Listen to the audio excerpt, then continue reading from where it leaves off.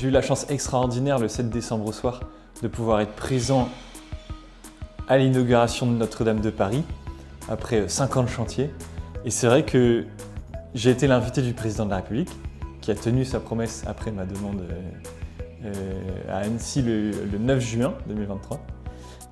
Et donc je me suis retrouvé dans le carré or, entre guillemets, de la cathédrale. C'est-à-dire que j'étais devant à droite, au pied du pilier qui a vu la conversion de Paul Claudel. Et j'étais 2 rangées derrière Donald Trump, 2 rangées derrière le prince William, le roi et la reine de Belgique, le duc et la duchesse du Luxembourg. À ma gauche, c'était les chefs d'État sud-américains, de l'Europe de l'Est et africains, si vous voulez. D'ailleurs, c'était rigolo parce qu'à un moment, pendant l'office, ils étaient paumés dans leur Magnificat. C'est moi qui leur ai redonné la page comme ça. Non, c'était marrant. Mais oui, en fait, c'était impressionnant de ce point de vue-là. Mais je pense que moi, ce qui m'a le plus impressionné, c'est plutôt le fait que tout ce monde-là, moi compris, on se retrouve au même niveau devant la statue de Notre-Dame du Pilier. Et je pense que c'est ça qui m'a marqué, c'est qu'en fait, on a retrouvé un peu l'esprit, la mentalité du Moyen-Âge des cathédrales, qui est le roi et le gueux rentrent par la même porte. Pourquoi ? Parce qu'ils sont tous égaux en dignité devant Dieu. Et c'est ça ce qui s'est passé. J'étais au même niveau, moi, Henri, le pèlerin des cathédrales, que Trump, que le prince William, que le roi et la reine de Belgique, que Macron et sa femme, au pied de la Vierge du Pilier. J'étais à 6 mètres. Et en fait, elle nous regardait en hauteur, elle nous toisait du regard. Non, elle ne nous toisait pas du regard, elle nous couvait de son regard. Et ça, c'était impressionnant. Et ça m'a vraiment impressionné. Donc, dans un premier temps, quand on rentre dans la cathédrale, oui, on est très impressionné parce qu'on croise la famille Pinault, on croise la famille Arnault, on croise Elon Musk. J'aurais s'asseoir à sa place au milieu de tous les chefs d'État.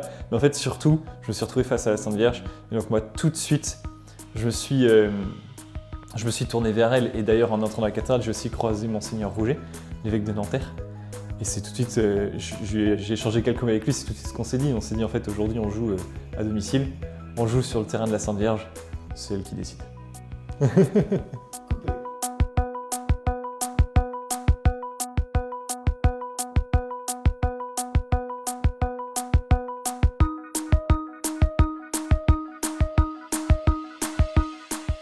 Il y a quelque chose qui m'a beaucoup marqué quand j'ai fait mon tour de France des cathédrales, c'est que quasiment partout où je suis allé, on m'a dit, grâce à l'incendie de Notre-Dame de Paris, après l'incendie de Notre-Dame de Paris, suite à l'incendie de Notre-Dame de Paris, nous avons fait des expertises, enclenché des discussions, débloqué des budgets, etc. pour s'occuper du patrimoine religieux.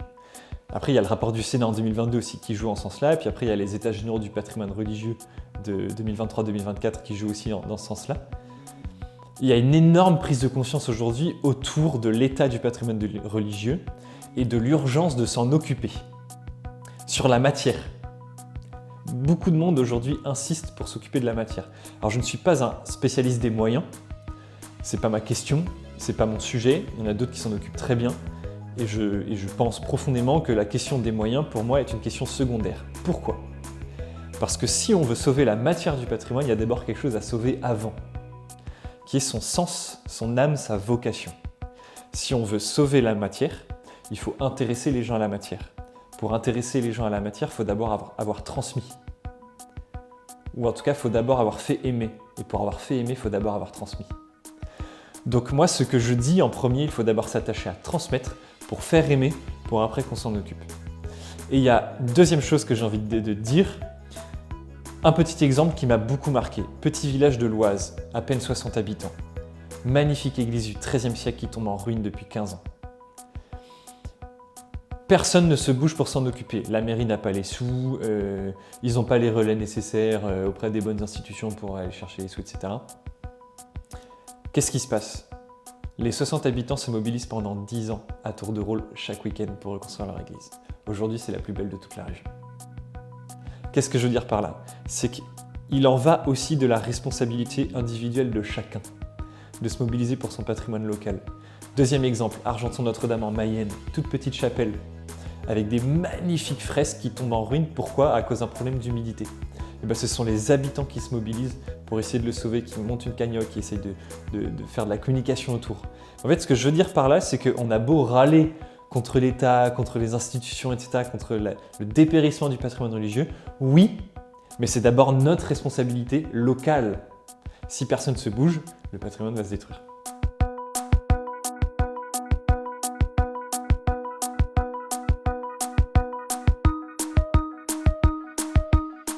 Moi, vous savez, je suis issu d'une longue lignée de cavaliers dans la famille. Vous connaissez la mentalité des cavaliers.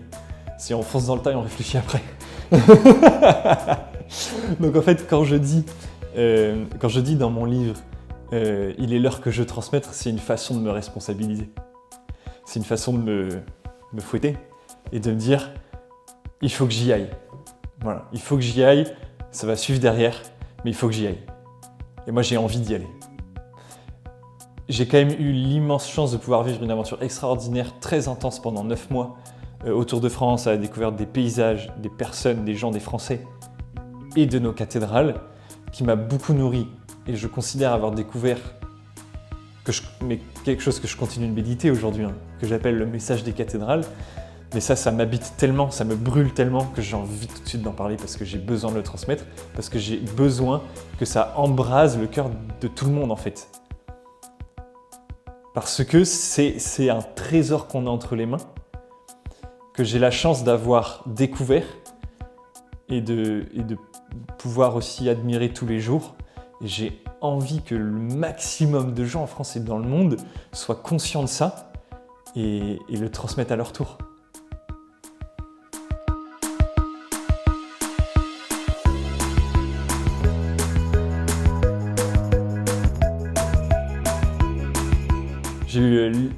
J'ai eu l'immense chance de pouvoir visiter à ce jour presque 150 cathédrales, en France et aussi en Europe d'ailleurs. C'est vrai qu'elles peuvent un peu se mélanger dans mes souvenirs, mais en fait j'arrive à en garder de chacune d'elles, quand je me concentre, un souvenir assez distinct, parce qu'en réalité elles sont toutes différentes, même s'il y en a beaucoup qui se ressemblent. Il y a différentes grandes catégories de cathédrales qui aussi correspondent à des catégories architecturales et qui correspondent aussi à une certaine époque donnée. Il y a les grandes cathédrales gothiques, mais dans le gothique, il y a déjà différentes classifications. Gothique primitif, gothique rayonnant, gothique flamboyant, néo-gothique. Mais il y a aussi les cathédrales romanes, les cathédrales de l'ère classique, les cathédrales baroques, on en a un tout petit peu en France. Et au milieu de tout ça, il y en a certaines qui se détachent. Je vais vous donner mes 3 cathédrales préférées. La première, c'est la cathédrale d'Albi, qui ne paye pas de mine de l'extérieur, mais quand on rentre, c'est extraordinaire. J'étais en tension nerveuse quand je l'ai visité, j'avais les mains qui tremblaient comme ça. La deuxième, c'est la cathédrale de Strasbourg, qui est le gothique flamboyant poussé à l'extrême avec toute la fantaisie du Moyen-Âge. Il y a un nombre de détails cachés dans l'architecture de Strasbourg qui est absolument extraordinaire. La troisième, je dirais, la cathédrale de Bourges, qui est le grand gothique dépouillé. Pourquoi ? Parce que la cathédrale de Bourges a été voulue et construite par un évêque cistercien. Donc c'est du gothique monacal presque. Donc avec des travaux sur des perspectives sans trop de fioritures, mais surtout de grandes perspectives et des jeux de lumière extraordinaires.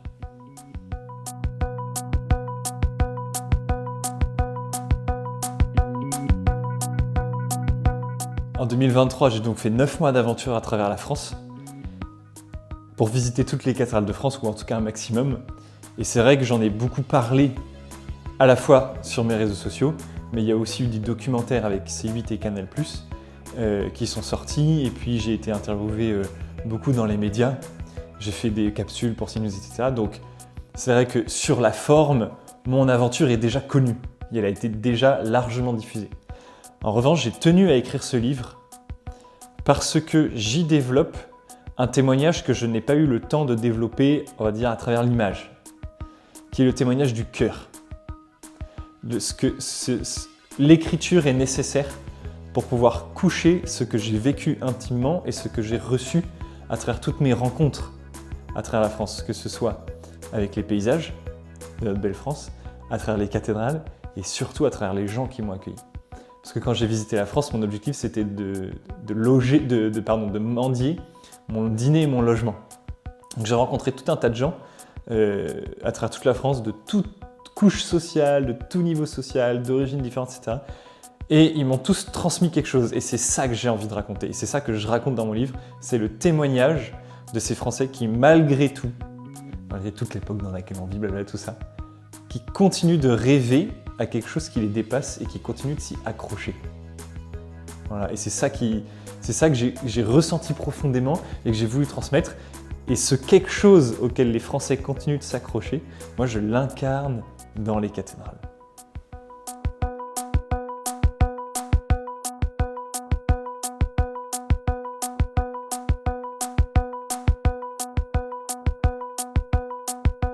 Dans mon livre, j'utilise l'expression quand je vais à la rencontre des cathédrales, à un moment, j'explique en réalité, je ne vais pas rencontrer simplement des cathédrales, je vais rencontrer une personne. J'y crois profondément. En fait, j'ai fait cette expérience-là, mais encore une fois, c'est de l'ordre de l'intime. Mais c'est ce que j'essaye de montrer aussi, et je pense que j'ai reçu suffisamment de témoignages pour être certain que cette expérience-là est partagée par d'autres. Quand on va à la rencontre de ces édifices-là, on va à la rencontre de plusieurs choses. Ce sont d'abord des pierres vivantes. Pourquoi ce sont des pierres vivantes? Parce qu'elles sont là avant nous et elles seront là après nous. Et elles disent quelque chose qui était là avant nous et qui sera là après nous. Voilà. Donc en fait, en réalité, on va à la rencontre de pierres vivantes qui sont le témoin d'un cadeau voulu par nos ancêtres. Donc en fait, déjà, rien que dans les pierres, on peut déjà voir quelque chose de vivant comme une œuvre de civilisation, voulue par nos ancêtres, transmise gratuitement dans le temps long. Ensuite, il y a aussi, les cathédrales ont un nom. Elles portent tous un nom différent. Souvent, les grandes cathédrales gothiques du XIIIe, XIVe siècle portent le nom de Notre-Dame, en référence à la Vierge Marie. Donc quand on visite ces édifices-là, on va aussi à la rencontre de la personne à qui la cathédrale est dédiée. Il y a beaucoup de cathédrales Saint-Pierre, beaucoup de cathédrales Saint-Étienne et beaucoup de cathédrales Notre-Dame en France. Donc déjà ces trois personnes-là. Et ensuite, je ne vais pas vous apprendre comment se construit une cathédrale. Une cathédrale, elle se construit autour du chœur, qui est le centre de la cathédrale. Au centre du chœur, il y a l'autel. Sur l'autel, il y a le tabernacle et dans le tabernacle, il y a le Saint-Sacrement. La cathédrale est construite comme la maison de Dieu. Et ce n'est que parce qu'elle est la maison de Dieu qu'elle est la maison des hommes. Et en fait, moi qui ai la foi, qui ai eu la chance d'avoir reçu la foi aussi à travers mon éducation de ma famille, ce grand tour de France des cathédrales et cette visite des pierres vivantes m'a permis de faire cette rencontre encore plus belle et encore plus intime, qui est celle de quelqu'un qui nous aime inconditionnellement. Et en fait, j'ai surtout envie de dire, quand on visite les cathédrales, on se sent aimé à double titre. D'abord par nos ancêtres, qui nous ont transmis un cadeau incarné dans la pierre. Deuxièmement, par le bon Dieu.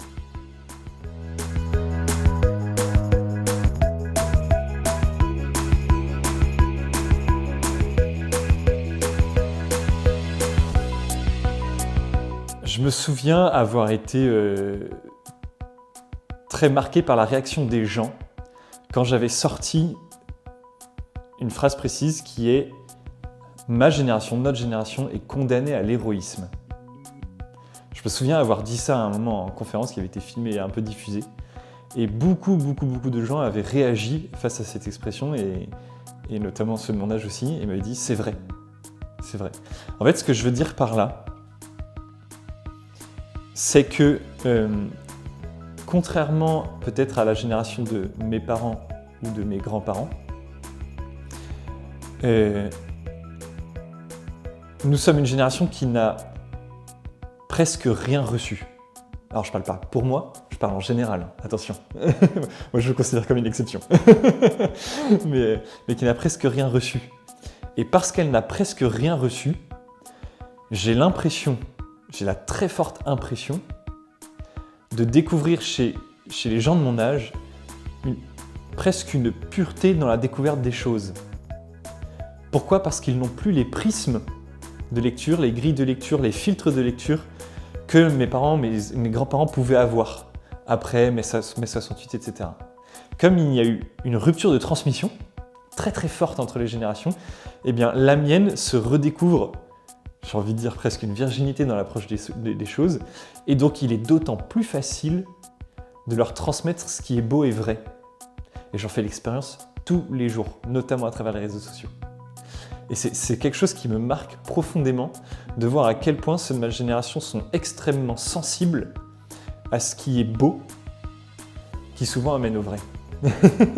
Et donc quand je dis ma génération cherche à se reconstruire, en réalité je veux surtout dire qu'elle cherche à se réenraciner, à se recamper sur ses pieds, à retrouver une base pour pouvoir ensuite se projeter.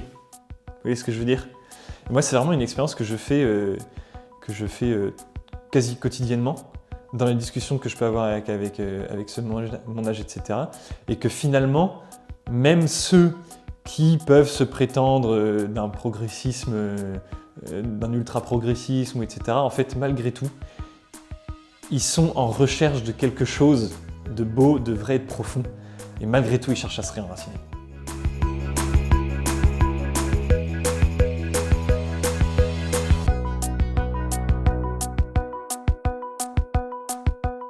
C'est difficile d'en parler comme ça. C'est pas pour rien aussi que je reste assez sobre dans le livre aussi sur le sujet. Mais le retour, ouais. Après mon tour de France des cathédrales, donc 9 mois d'aventure du 25 mars au 25 décembre, quand je suis rentré et que j'ai repris une vie sédentaire, ça n'a pas du tout été facile sur bien des aspects. Le principal aspect aussi étant un syndrome post-traumatique à gérer aussi. Qui n'a pas été évident, couplé d'un syndrome de l'imposteur, apprendre à accepter le regard que les gens portent aussi sur ce que je suis devenu malgré moi, accepter que je ne sois pas à la hauteur, me sentir pas à la hauteur et accepter que je ne sois pas à la hauteur, mais accepter que j'ai quand même, mais prendre conscience que j'ai aussi quelque chose à donner malgré tout. Puis, comment dire ? Et puis aussi, prendre le temps, au milieu de tout le brouhaha, de toutes les sollicitations qu'il y a eu. J'ai été énormément sollicité en début d'année pour faire des conférences, pour continuer à écrire des articles, pour écrire mon livre, pour tout ça. Prendre le temps pour moi. et faire le travail de « Ok, j'ai vécu quelque chose de très fort. J'ai pas pris encore le temps de digérer tout ça. Maintenant, il faut que je le fasse, sinon je vais exploser. » Il y a un moment où j'ai explosé. Voilà, il y a eu des moments où j'ai explosé cette année, c'est normal. Mais donc il a fallu retravailler tout ça. Quelle est la méthode pour gérer tout ça? C'est simple, les moines. On part s'enfermer chez les moines. Et, se mettre hors du temps, se poser, reprendre le rythme du soleil, de la nature. Et méditer en face du bon Dieu. Voilà. Et donc pour moi, c'est comme ça que ça s'est passé. Et en fait, je vous avoue qu'il y a eu en début d'année des moments où je pleurais tous les soirs, ça n'allait pas du tout et je voulais tout arrêter, quoi. Je me dis, en fait, d'un énorme imposteur, ça suffit, arrête. Mais en fait, j'ai compris que je m'étais mis aussi malgré moi au service d'un message qui me dépasse et que je dois continuer de servir. J'ai choisi aussi ce combat-là, mais au bout d'un moment, c'est aussi le combat qui me choisit. Et ça, il faut l'accepter. Et donc